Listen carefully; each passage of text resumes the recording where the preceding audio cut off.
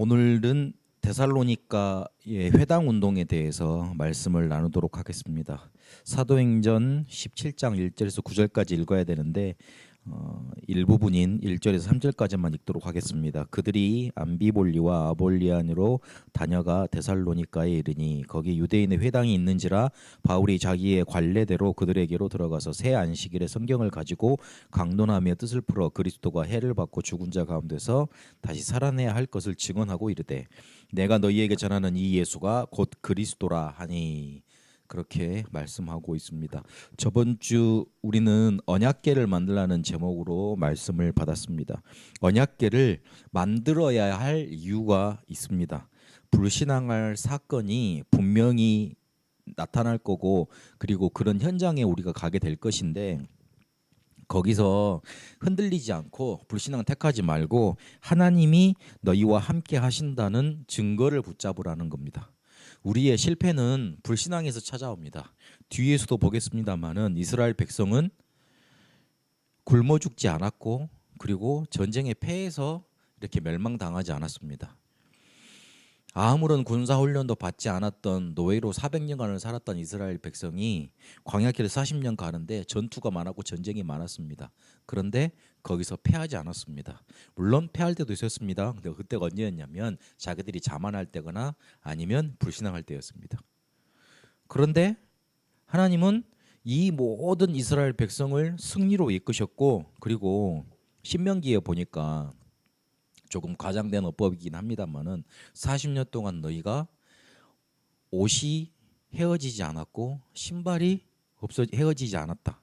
근데 그렇게 모세가 40년 동안에 하나님이 이스라엘 백성을 이끄신 것을 이렇게 평을 합니다. 그걸로 봤을 때 이스라엘 백성이 광야에서 죽었던 이유는 하나님을 믿지 않아서예요. 그래서 언약궤를 왜 만들려고 하셨고 왜 그 언약궤를 따라가라 하셨냐? 불신앙할 사건과 그런 현장 속에 우리는 날마다 닥치게 되는데 그거 할 때 네 생각을 네 불신앙을 기준 삼지 말고 하나님이 주시는 말씀, 하나님이 주셨던 증거, 하나님이 주셨던 인도를 증거로 삼으라고 주신 겁니다. 언약궤는 신성한 뭔가 이렇게 하나님이 만드신 거룩한 그런 성물이기도 합니다만은 주신 이유가 있습니다. 그 속에는 돌판이 들어 있었습니다. 하나님이 직접 써주신 돌판이고 그리고 십계명이 그 안에 쓰여져 있었습니다. 그거는 하나님의 말씀을 의미합니다. 하나님의 말씀을 기준 삼고 살아라는 뜻입니다. 그리고 거기에는 항아리가 있었습니다. 항아리에는 만나가 들어 있었습니다. 이스라엘 백성이 광야 생활 중에 주식으로 매일 먹었던 음식이 바로 만나였습니다. 항상 먹을 것 가지고 고민했지만 한 번도 굶었던 적이 없습니다.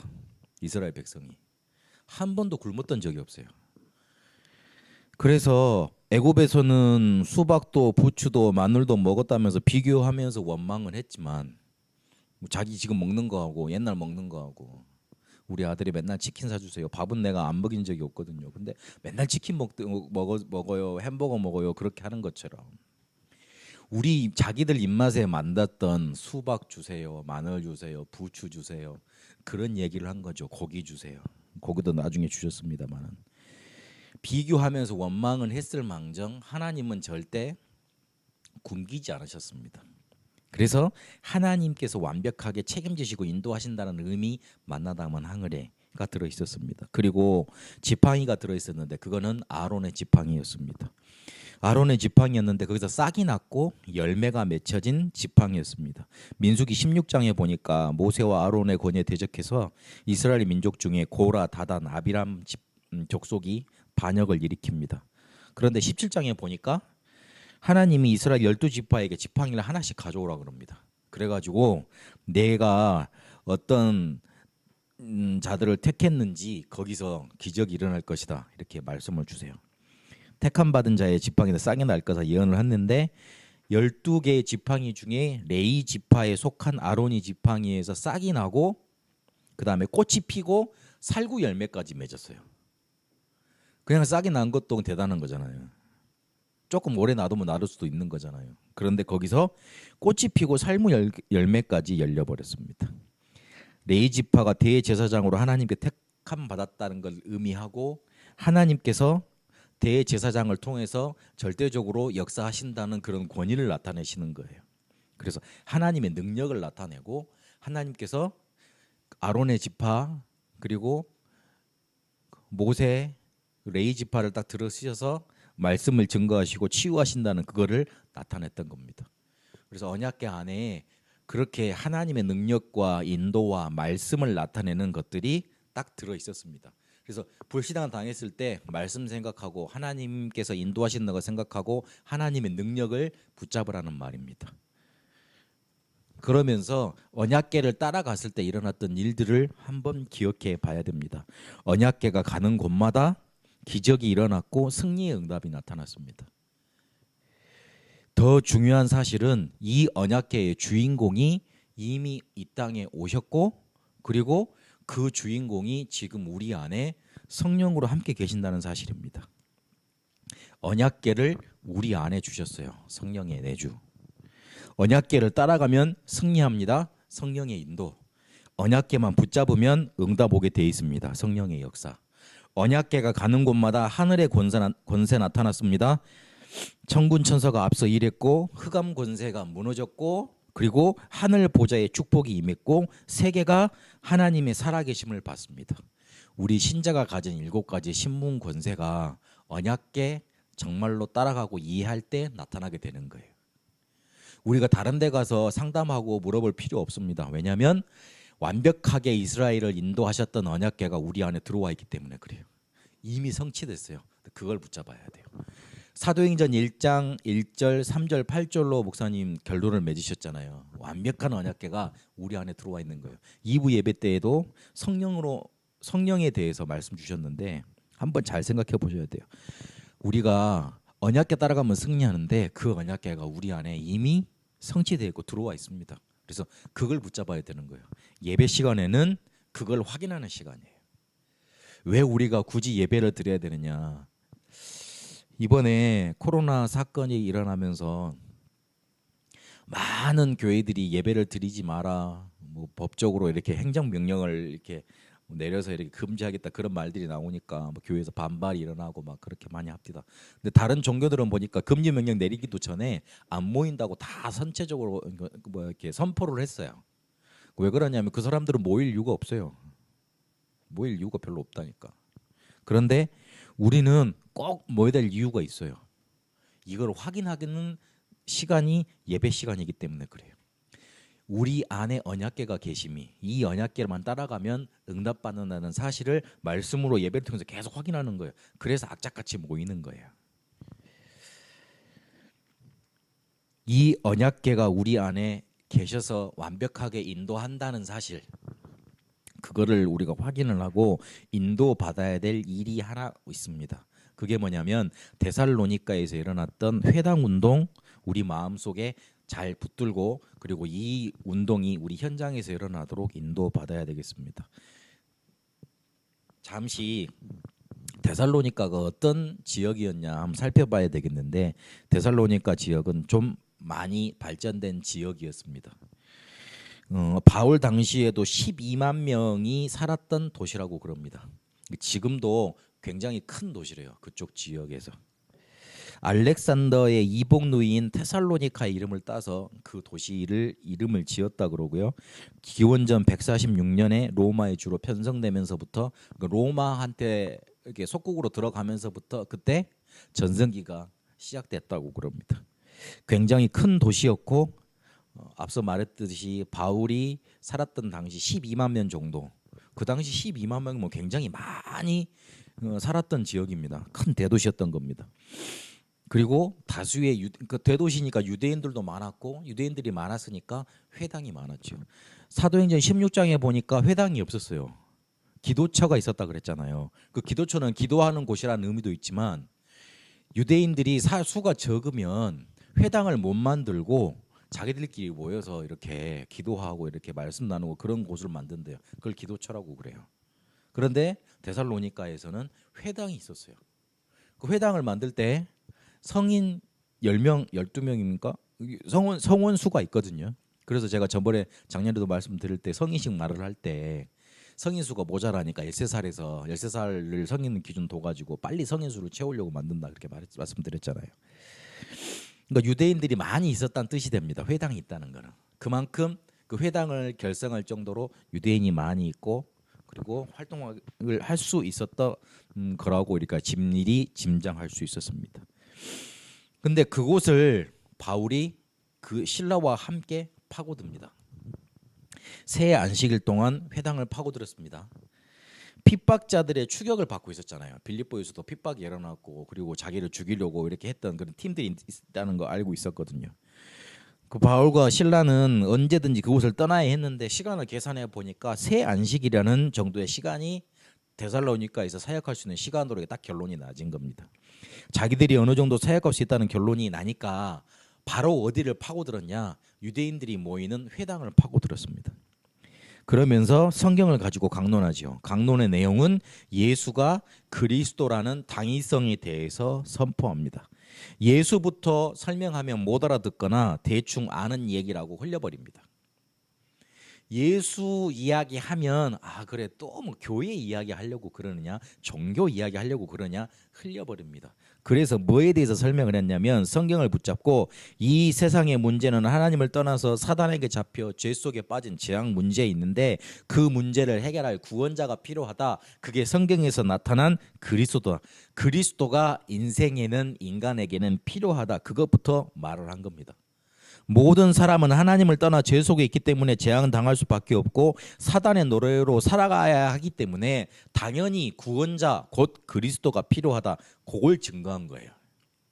그 그리스도로 오신 분이 내가 말하는 이 예수님이다. 그렇게 예수가 그리스도이신 당위성에 대해서 증명을 한 겁니다. 성경을 가지고. 그 그리스도라는 증거로 예수가 죽고 부활하셨다. 내가 그를 만났다. 증거한 겁니다. 그것이 바로 그들이 가진 규례였고 그 규례대로 강론하고 회당에서 말씀 운동을 계속 펼쳐나간 겁니다. 이 사람들이 이미 1차 전도 여행을 마치고 왔어요. 그리고 2차 전도 여행은 떠나려는데 자기들이 가려고 했던 아시아를 성령께서 막으시고 마게도냐로 틀었던 것까지 자기들이 알고 있어요. 그래서 첫 번째 선교지인 빌립보에 들어갔는데 제자들과 함께 전도 운동이 일어나는 것들을 이미 체험을 했어요. 루디아가 일어나고 루디아 집에서 결신자들이 일어나고 자기들이 핍박받았지만 그곳 감옥에서도 제자들이 일어났잖아요. 그걸 알고 있었어요. 그렇기 때문에 성령께서 완벽하게 이렇게 인도하신다는 그 확신이 자기들 마음속에 딱 뭔가 이렇게 규례로 만들어진 거예요. 데살로니가에서 3주라는 시간이 그들에게 있다는 걸 알고 그들이 규례대로 복음을 증거해서 제자를 찾아냅니다. 그렇게 데살로니가 교회가 시작이 됩니다. 헬라인과 기부인의 큰 무리가 들어왔다 그랬고 적지 않은 기부인도 권함을 받고 바울과 실라를 따랐다고 그랬습니다. 그리고 야손이라는 제자가 나타났습니다. 교회를 그 데살로니가 교회를 책임질 수 있는 제자가 나타났고 그 교회의 배경 될 수 있는 헬라인들 그리고 기부인들이 쫙 이렇게 돌아왔다는 뜻이 됩니다. 유대인들이 시기해서 불량한 사람들과 때를 지어서 그들을 핍박했지만 교회 이루는 것을 막지 못했습니다. 생명운동을 막지 못했어요. 데살로니가 교회를 보니까 그 교회는 마게도냐와 아가야에 있는 모든 믿는 자의 본이 될 정도로 든든한 교회로 성장해 갑니다. 마게도냐의 대표 교회가 됐던 겁니다. 회당 운동을 통해서 교회가 세워지고 그 지역을 복음화 운동하는 일들이 일어났던 겁니다. 그래서 우리 현장에도 이런 회당 운동, 이런 말씀 운동이 일어나도록 우리가 말씀을 붙잡아야 되겠습니다. 결론을 맺습니다. 우리가 왜 회당 운동을 해야 되는지, 왜 언약궤를 붙잡고 따라가야 되는지 단순히 그렇게 하라니까 해야 되는 게 아니고 이유를 찾아야 됩니다. 그리고 그 이유를 가지고 있어야 됩니다. 그래야지만 육신에서 나오는 다른 이유 사라지고 하나님이 주시는 참 이유 붙잡고 그 이유가 성취되는 삶의 인도를 받을 수 있습니다. 하나님이 왜 이때 나를 부르셨습니까? 우리가 지금 재앙 시대를 맞이했습니다. 코로나19로 인해서 온 나라가 숨을 죽이고 있습니다. 누구나 이렇게까지 우리의 일상생활을 뒤집어 엎을 정도로 이 감기 바이러스가 엄청나게 창궐할 거라고 예상을 못했습니다. 원래 이렇게 환절기가 되면 어른들이 많이 돌아가십니다. 그래서 교회에서 제가 부역자 생활을 좀 많이 좀 해봤기 때문에 환절기 때, 특히 겨울에서 봄 될 때, 그리고 여름에서 가을 넘어가고 가을에서 겨울 넘어갈 때, 그때는 부역자들이 바짝 긴장하고 있어요. 왜냐하면 어르신들이 많이 돌아가시니까. 원래 그때 폐가 이렇게 안 좋아져서 폐렴으로 돌아가시는 분들이 상당히 많아요. 그런데 이번에 보니까 다 돌아가신 분들이 기저질환, 예전에 뭔가 병을 갖고 계신 분들이잖아요. 근데 이게 없었으면 조금 더 사실 수 있을 거라고 다들 예상했던 분들이거든요. 예상치 못한 죽음이 많이 생겨나는 거예요. 이것 때문에. 그리고 예상할 수 없었던 뭔가 이렇게 문제가 닥치니까 사람들 온 경제가 이렇게 스톱이 되잖아요. 경제가 스톱이 되니까 돈 당장 이렇게 월세도 내야 되고 뭔가 해야 되는데 그런 것들이 다 멈춰지잖아요. 예상할 수 없었던 그런 일들이 자꾸 일어나는 겁니다. 예상할 수 없었기에 재앙이라고 그러고, 그리고 쉽사리 벗어날 수 없기 때문에 재앙이라고 합니다. 그런데 재앙의 책임은 세상에 있지 않습니다. 세상은, 그리고 그 세상을 책임진다는 지도자들, 그리고 그 세상을 인도한다는 종교는 미안하지만 빛이 아닙니다. 빛이 아니기 때문에 빛을 발할 수 없어요. 세상의 어두움을 밝힐 수 있는 빛은 교회이고 하나님 자녀들밖에 없어요. 그러니까 빛을 제대로 발해주지 못하니 어두움이 힘을 더해가고 그 길을 찾지 못하니까 혼란만 계속 일어나는 거예요. 빛을 발하지 못하니 교회는 미자립이 될 수밖에 없고, 더 비참한 것은 복음이 상실된 시대를 맞이했다는 거, 그게 정말 비참한 사실인 겁니다. 이때 나를 제자로 부르셨습니다. 제자는 이유 없는 사람입니다. 제자는 다른 이유를 가진 사람입니다. 함께 하시고 전도도 하며 귀신을 내어쫓는 권세를 주시기 위함이라 그러면서 우리를 제자로 부르셨습니다. 예수님과 함께하기 때문에, 성령께서 우리와 함께하시기 때문에 세상 사람들이 가진 뭐뭐 때문에 안 된다, 뭐뭐 때문에 된다, 그런 다른 이유는 우리에게 없는 거예요. 우리에게는, 우리의 삶의 이유는 전도라는 이유가 새로 생긴 거고, 그리고 세상 사람들이 보지 못하는 다른 이유, 다른 이유를 뛰어넘은 다른 이유, 귀신을 내어쫓는 권세, 우리에게 주시려고 예수님께서 우리를 제자로 부르신 겁니다. 재앙 만난 시대 오직 복음만 증거하며 세상을 밝히는 빛으로 우리를 부르셨습니다. 그렇다면 왜 우리 교회를, 새송교회를 세우시고 지금까지 있게 하신 이유도 찾아야 됩니다. 베트남 복음화 하라고 20년 전에 우리 교회를 세우셨잖아요. 좋은 교단에서 괜찮은 목회 하실 수 있었던 목회자를 막으시고 남동공단으로 부르셨고요. 그리고 다른 교회가 관심 없는 베테랑 사람들을 살리게 하셨어요. 그리고 지금까지 있게 하셨어요. 그럼 베트남 복음화 때문에 우리 교회를 세우시고 지금까지 있게 하신 겁니다. 그러면 왜 베트남 복음화입니까? 명목상 사회주의고 공산주의지만 가보니까요, 그 속은 우상나라고, 그리고 그 중에서도 가장 센 신이 뭐냐? 돈이에요. 가장 센 신이 뭐냐면 돈이에요. 돈 때문에 굉장히 자존심이 센 민족이거든요. 자기 자존심을 다 내려놓고 돈 벌려고 뭐든지 하는 나라가 돼가고 있어요. 다들 이렇게 돈 벌려고 피곤에 막 쩔어 있고, 근데 돈 그렇게 열심히 일하는데 돈은 잘 많이 못 벌고 있어요. 인도, 차이나, 반도 중에 가장 가능성 있는 나라가 어디냐면 베트남이에요. 그런데 복음이 가장 잘 들어가지 않는 나라가 어떤 나라냐면 또 베트남이에요. 그래서 복음 없으면 가장 이렇게 쉽게 말해 잘 살지도 못하고 완전히 망해버릴 나라가 베트남인 겁니다. 그래서 베트남 복음 전해야 됩니다. 이번 주간에도 제주도 우도 쪽에서 선박 하나가 이렇게 불탔는데 거기에 한국 사람 2사람, 베트남 사람 3사람 있었대요. 아직 못 찾았대요. 그 베트남 사람들이 왜 베트남 가면 관광 비자 얻어와 가지고 일하다가 요즘 이게 경기 잘 안 좋고 공장이 일을 못 하고 저기 시골이나 이렇게 배로 타러 내려가는 거예요.